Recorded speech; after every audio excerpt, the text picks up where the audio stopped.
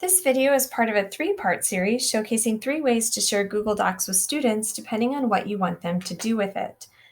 Generating a forced copy link is a great way for students to obtain a copy of a resource for their own use or for their own drive. This is more than just access to view, but to ensure students have their own copy to keep or to use as a reference. So, in my module that I'm building out for students to use next week, we've already added in some slides that I would like students to use just as a supplement to one of our lectures.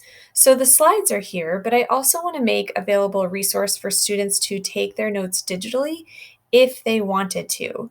So, in the modules, I am going to be adding that resource. But first, I need to go and retrieve a link for that resource that I'll force students to make a copy of. So I need to go into my drive and find that resource. And here I have it. It is eNotes for my evidence slides. And I'm going to right click and select Get Shareable Link. Once we're in here, we want to make sure it's set to anybody in D155 so that any student email address can obtain this resource. And then I'm going to copy the link and get out of there. So I'll click done and I'm going to head back to my Canvas page where I can add in that link and force my students to make a copy of it. To do that, instead of adding a page or the resource, I'm going to select external URL and give it a name that's a little bit more, reader friendly than just a hyperlink. So I'm going to call this focus notes for my evidence slides. Always click to load it in a new tab. It's going to make it function a little bit better. Adjust the indentation if you'd like.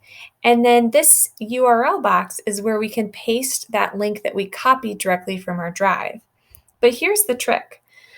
Click into that hyperlink and scroll all the way to the end and look for the very last forward slash, and everything after that, starting with the word edit, we're going to delete.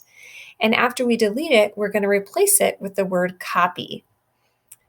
Once that's done, I'm going to click Add Item, and I'm actually going to just slide this up really quick. I've got that link, but I want to bump it up close to the slides that these notes go with. So now if a student is taking those notes and they want to type them digitally, they can click into that hyperlink that I've added. And because we selected a new tab, it goes into a new tab. And there's the only option for them is to make a copy. So we have forced them to make a copy of this document. And when they click the Make a Copy button, it's going to create a copy of that document in their own drive. So this is now no longer my document. It is now the student's document because it is housed in their own drive as their own document. And so you can do this for anything. In this case, this is my digital notes.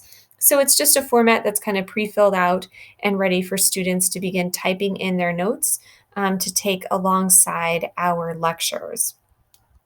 So this process could be used anytime you want to ensure students have their own copy to keep or as a reference in their drive.